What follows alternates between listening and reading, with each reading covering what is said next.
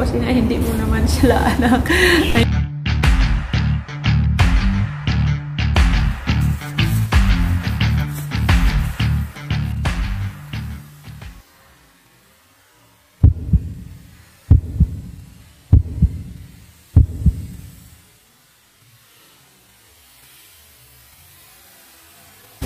Naging nagpatatag sa akin kung paano ako lumaban hanggang ngayon.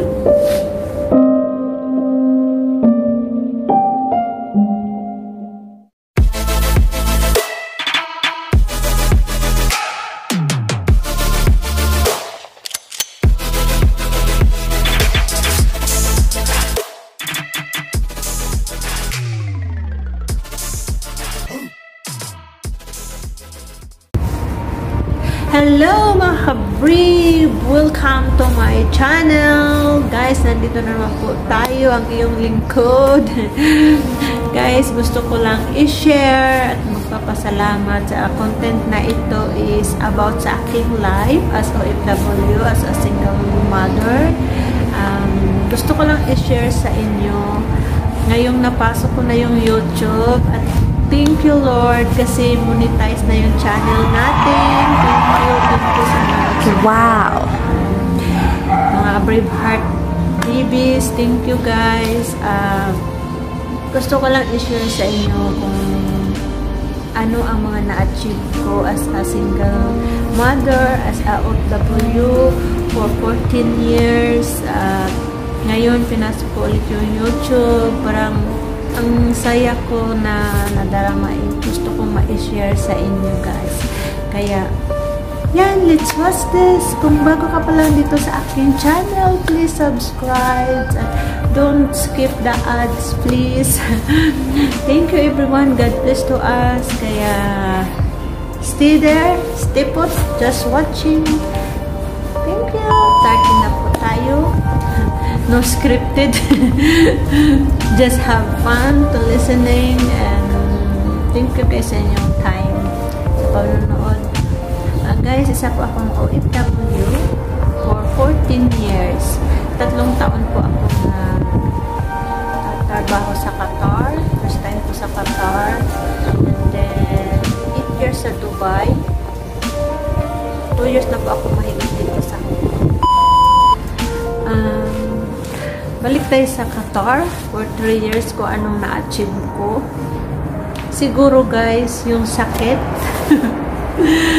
Kasi as a first time ko nag-abroad, first time mo iniwan yung pamilya mo, yung mga anak mo na maliliit pa. Yung sakit at yung naging tapang sa akin, nalabanan ko yun. Wow, nag-start na ako. Ayoko nang balikan yung sakit, pero siyempre as memories mo yun, hindi mo yun mawawala sa iyo, di ba? Pero kung balikan mo yun, yun ang naging nagpatatag sa akin kung paano ako lumaban hanggang ngayon.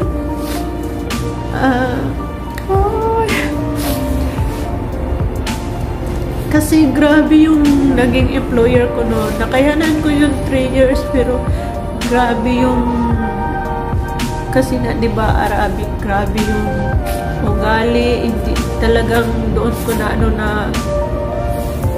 iniwanan ko yung mga anak ko, pero sobra yung dinanas ko noon. But thank you, Lord, kasi kinaya ko yun.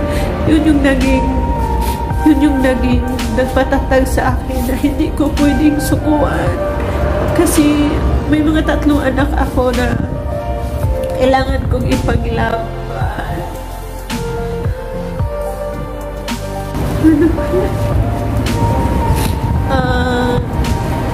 Pero thank you Lord kasi nakayanan ko yung 3 years. Pagka dumating yung taon doon na nag 1 year ako doon sa kanila, parang naano ko na yung life ko na kailangan ko itong labanan, kailangan kong laruin kung paano ko makuha yung damdamin ng amo ko. At thank you Lord kasi nakuha ko yung kiliti niya. Baga kung ano yung sakit na pinasok niya dito, palabas dito, parang ganon. Makakalabas naman ako noon kung pupunta ng school, ganon, pero yung diop na sa mga katulad ngayon naranasan ko, wala talaga. Pero thank you Lord kasi yun ang nagpalakas sa akin na kailangan kong lumaban para sa mga anak ko. Nakayanan ko yung 3 years. Tapos umuwi ako, lumipat ako ng Dubai. At thank you kasi naging maayos naman yung amo ko doon. At binigyan ako ng, tapos ko yung 2 years na kontrata nila. Binigyan ako ng release na makahanap ng puting amo. So nakalipat ako ng Al Ain. UAE pa din yun. South African yung naging amo ko. Doon ako nagtagal sa kanila ng 6 years. Isa lang din yung alaga ko noon. Baga, doon ako naging wow, freedom kasi mayroong day off, nakakatulog na sa labas. Parang ganun ba? Yung parang Pinas lang ang feeling kasi pag na day off, makakasama mo yung mga friend mo, mga ate ko doon. Nakakamiss din sila. Hello mga ate ko sa Al Ain. Ate Lisa, shout out. Yun guys, sa panatili ko dun sa puti kong amo, doon ko na-achieve yung bahay ko ngayon. For 6 years ako sa kanila. Doon sa tulong ng aking pamangkin at Iris sa Hulgakunat. Salamat kasi tinulungan niya akong kung paano ko nakuha yung bahay ko ngayon para sa mga anak ko. Doon ako nakapag na kailangan ko to, kailangan ng mga anak ko. Kaya thank you Lord. Ngayon ko lang guys kasi kaya naisip ko to na i-share sa inyo dahil nakita ko yung sa memories doon sa Facebook na 1 year na pala siyang na-release yung bahay na sa amin. Kaya kailangan kong i-share din yung sa inyo. Ngayon na pinasok ko yung YouTube. Kaya, thank you Lord. Lahat naman ng ito hindi natin makukuha kung hindi tayo magsumikap at hindi natin iaasa sa Panginoon yung trust natin sa Kanya.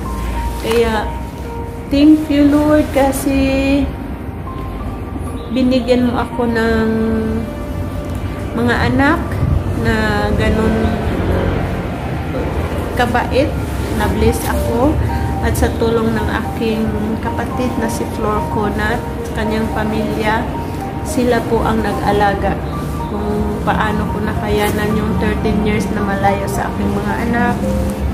Yung kapatid ko si Flor ang tumayong pangalawang ina sa kanila. Hindi rin ako magiging successful doon sa pagiging OFW ko. Hindi man na bunga-bunga yung pera guys. Yung OFW nagtatrabaho lang, lumalaki man yung sahod, pero lumalaki din yung gastusin lang yun. Baga, kailangan lang na magsumikap, kailangan magpakatatag, malayo sa pamilya, kailangan magpakatatag dahil para sa mga anak, yun naman ang goal natin, hindi lang OFW. Months ng mga anak ko, sila na lang doon sinikap nilang magpakatatag din na wala ang kanilang mama at wala ang auntie na nagagay sa kanila. Pag-bless ako kahit papano mga anak ko, di ako binigyan ng sakit. Mayroon man mga nangyari noon pero kaya lang na hindi ganun kabigat. Ganun naman talaga ang buhay. Hindi mo maiwasan na walang problema ang darating. Pero ganun lang, mild lang siya. Thank you Lord kasi nakikita ko ngayon na tumino, naging matatag sila nagkasama magkapatid. Yun guys, share ko sa inyo kung paano ang buhay nila ngayon na sila lang tatlo, kung paano nila inalagayaan na wala ako. At sa ngayon din gusto ko i-share yung sa YouTube na live ko ngayon. At naging monetize tayo. Parang happy lang ako kanina na nasa bus ako nung nasilip ko na for 3 days ako na monetize. Baga, nakita ko yung revenue. Baga nabigla lang ako na wow, kahit pa paano, di ba may piso na nagpundo doon na dahil sa mga views nyo, may mga, baga nag-ano siya everyday na mayroon siyang pumapasok sa revenue. Kaya parang sabi ko, wow, Lord, thank you. Kasi, alam mo yun, kung sa sahod lang na 1 month na naisip ko dito, 2 years na ako mahigit, guys. Yung hirap ng trabaho ko araw gabi kasi sa bata lang ako. Hindi man hirap yung katawan ko kasi hindi man siya bugbog, wala man akong ginagawa na mabibigat o wala man akong, basta sa bata lang kasi ako. Pero yung utak mo, yung alam mo yun, yung utak mo na ganun kasi kakulit yung alaga ko talaga, grabe, kambal pa sila. Wala kang pahinga ba, yung 24 hours, kahit sa gabi mo lang, sana makatulog ka ng street or kahit sa oras, pero andyan katabi pa si silang dalawa. Parang yung utak ko yung parang sasabong na kailangan mo yung pigilin, yung gigil mo kasi nga hindi mo naman sila anak. I mean, kailangan mo yung alaga mo na talagang aalagaan mo ng kudo kasi buhay ko yun. Kung halion mo mangyari sa bata, mamamatay din ako dito, di ba? Kaya kailangan kong tatagan yung galit ko minsan na anong gagawin ko, Lord, naiiyak mo na lang na Lord, please help kasi parang sasabog na yung utak ko. Anong gagawin ko nito? Parang ganun ang buhay. Kaya kanina nakita ko yung sa revenue. Wala, Lord, sa 2 years ko dito wala akong naipon. Alam mo yun, wala akong sahod na maipon everyday. Kahit parang ngayon, parang siguro ito na yung way na kahit pa paano kahit makaipon ako ng 100 or 50 sa isang araw yan sa YouTube na binigay mo sa akin. Kung makauwi man ako, mayroon na akong baga, ito panimula lang, kakailanganin mo yung trabaho, hindi naman sa nag-YouTube ka lang, hihiga ka lang doon, maghihintay ka ng dollar na papasok sa revenue mo. Baga, tatrabahuin, parang nagtatrabaho ka rin, pero at least masaya. Ngayon, parang ang saya-saya pag lumabas kayo, ano kaya maiisip mong content? Yung parang ganun, di ba? Kahit hindi nyo magustuhan or wala akong magagawa. Basta i-post ko siya, guys. Thank you, guys, sa walang sawa na pasilip-silip nyo kahit konti-konti lang, guys. Pero yung konti na yan, mayroon din konti-konting dollars na maiipon doon kahit papano. Kaya, thank you, Lord, kasi paano ba yun? Maisi-share ko sa inyo at alam naman ni Lord yun kung anong nasa heart ko. Hindi ko sasarilinin kung anong makikita ko dito sa YouTube. Kaya sa kanya ko yun ipagtiwala kung ano may bibigay niya sa akin. At sa inyong suporta, guys. Kung wala kayong basher man kayo or pero at least kung masilip nyo yung channel ko. Sasilipin ko masilip mo yung channel ko, ayan, doon mag-views pa rin yun. Kaya, guys, thank you. Kasi, ito na siya. Start na to ng buhay natin. At, sa mga anak ko, magpakatatag kayo dyan kasi alam ko hindi kayo bibitaw. Walang bitawan. Kaya natin to.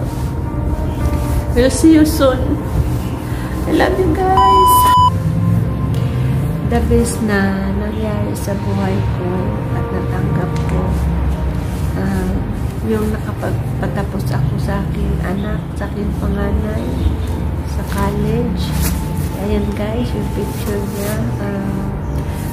Kuya Junjun, thank you na kasi kahit wala si mama, wala kang papa, sinikap mo na matapos mo yung pag-aaral mo.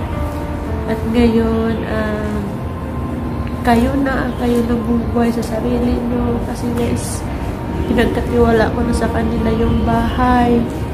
Dahil ako mayroon din akong sarili. Obligasyon sa ngayon. Kinaya nila. Proud ko at bilang isang ina, guys, na meron akong mga anak na ganito. Sinikap nila na magpakatagal sila kahit walang mama. Napaka-bliss ko na ganun yung pananaw nila sa buhay. Ngayon COVID, si Robert naman, yung pangalawa ko, hindi pa siya ngayon nakapag first year, pero tumigil muna sa second kasi na sa COVID nagkagipit-gipit kami mula nung nag-transfer sa bahay para talaga matapos siya, magamitan lahat ng ano nila kapag-lipat sila. At ngayon naman si Robert din nakatulong ng sobra-sobra kasi nagtrabaho siya as a call center. Kaya, mama, na so proud to you guys. I love you. Ano mang mangyari, nandito lang ako. Hindi ako mawawala at ito support si mama sa inyo lahat. Kung ano man yung mga gusto niyo sa buhay, nandito lang ang mama. I love you, mga anak. God bless to us.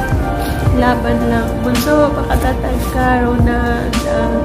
Tapusin mo lang na yung pag-aral mo ngayon kasi lang mana maiiwan si mama sa iyo, kundi yung pag-aaral mo, guys, na matapos ko yan. Kasi ako, hindi ako nakapagtapos dahil na sa hirap ng buhay sa probinsya. Noon, ang iniisip ko na matapos lang ako sa elementary, gusto kong magtrabaho kasi ayoko na kumain ng saging.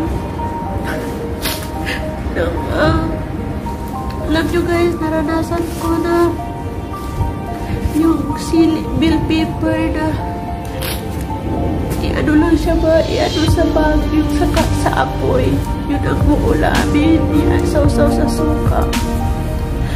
Baka yun ang iano ko sa sarili ko na ayoko mag-eskwela kasi pagka-graduate ko ng elementary, ayoko na mag-stay dito sa bukid. Parang naano ako pa sa pag-isi na saging.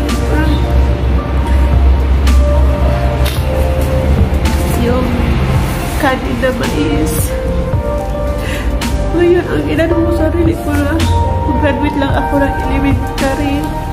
Gusto ko magtrabaho kasi gusto ko kakain ng kanin na bigas.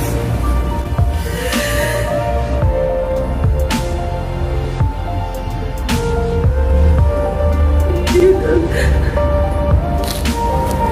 ang natatak sa isip ko na ayokong nangyari sa mga anak ko yun. Ano yung pamilya ko. Talaga nang sumikap ako ng mga tatag ako mag-uwim na bulong para masuportahan ko yung mga anak ko. Kaya, thank you Lord kasi binigyan ako ng ganito katatag ng mga anak. Umabot kami sa buhay ng ganito na hindi ko naranasan noon. Itong lahat pabalik ko yung papasalamat ko sa Panginoon. Kung anong binigay niya ngayon, maliit pa o malaki, kailangan tayo magpapasalamat sa Panginoon dahil kung hindi sa Kanya, wala din tayong mararating. Kaya guys, thank you sa supportan nyo. Shout out sa mga pamangkin ko sa Davao. Ayan ko na, Kuya Ay, support sa kanyang barbecuehan, guys. At Ate Iris, thank you sa mga tulong mo, te. Sa kapatid ko, Flor, sa Olga Maha, thank you so much sa supporta mo. Kung wala kayo, ni Uncle, wala din ako dito. Hindi rin ako magtatagal dito sa labas kung hindi nyo inalagaan ng mga anak ko. Kaya, hanggat kaya ng katawan ko, kakayanin ko kung hanggang kailan ako ilalayo sa mga anak ko. Pero sana naman, Lord, magkasama-sama kami kita paano may bahay na yung bahay na yun guys hindi pa 100% na sa amin, magapanimula pa din yan para sa mga anak ko, sa pag-ibig po yan. Wala naman tayong milyon na ipang-cash dyan, kaya guys support support sa channel ko para sa bahay namin, ma-survive namin monthly pa para sa mga anak ko. Kung pagpalarin man marami din tayo matulungan, pero meron din akong iisip din ako kung paano tumulong sa iba, hindi lang sa akin. Kaya guys, kailangan ko yung support nyo. Thank you so much. And parang kahaba-haba na to, dito lang muna. Thank you guys for watching. I love you all. God bless. Please don't forget to subscribe and click the notification bell para ma-update kayo sa aking mga video. Thank you everyone. God bless. Happy lang.